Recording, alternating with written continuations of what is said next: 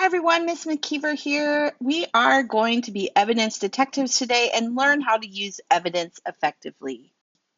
Our learning target for today is I can select evidence that clearly supports my claim. So guys, what is textual evidence? It's the exact words or details from the text that you use to support your claim. So why does this matter? Well, strong arguments don't just make claims, they prove them. Evidence shows your reader why your claim is true and helps your argument feel believable and convincing. It's typically a good idea to have at least two pieces of evidence to back up each of your reasons. So, one piece might not be enough to fully explain or prove your thinking. A detective wouldn't solve a case with just one clue. All right, guys, we have some key vocabulary today. We have claim, which is what you believe or argue. The evidence, which is facts, data, examples, or quotations that support the claim. And reasoning, which explains how the evidence proves the claim. Okay, we're going to try this out. We're going to read a short argument and look at how the author used evidence to support their claim.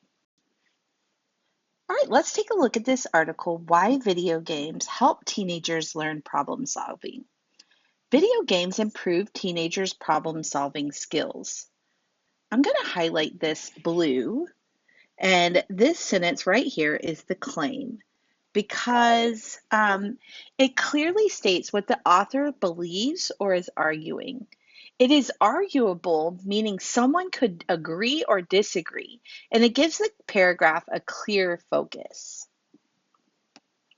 Many games require players to analyze complex situations, plan strategies, and adapt when conditions change, such as solving puzzles in adventure games and optimizing builds in competitive titles.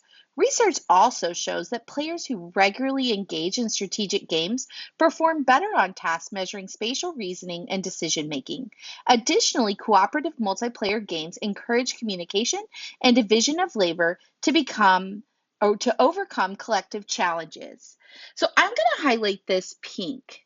This is our evidence right here. And so I'm going to explain why this is good evidence and how you can evaluate evidence. That's something we're going to talk about today. All right.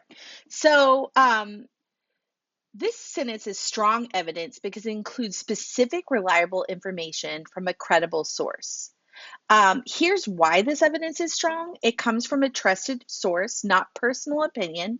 It includes specific facts or data. It's not vague statements. It directly relates to the claim instead of drifting off topic. This evidence helps the reader understand why the claim is supported, not just what the author thinks. Because games present clear goals, immediate feedback, and escalating difficulty, they give teens repeated opportunities to test hypotheses, learn from mistakes, and refine strategies, transferring those cognitive processes to real-world academic and social problems. The combination of individual practice, puzzle solving, applied strategy, competitive optimization, and teamwork, multiplayer coordination provides multiple pieces of evidence that support the claim that video games can be effective tools for strengthening problem solving. So right here is our reasoning. And so we're going to evaluate the reasoning as well. Real quick after I get done highlighting. So I highlighted that in green. Okay, so this sentence explains how the evidence proves the claim. The reasoning is important because evidence alone doesn't explain itself. The writer needs to connect the facts back to the claim.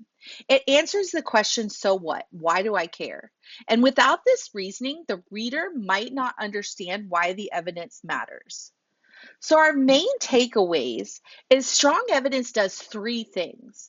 It comes from a credible source, it directly supports the claim, and it's clearly explained with reasoning.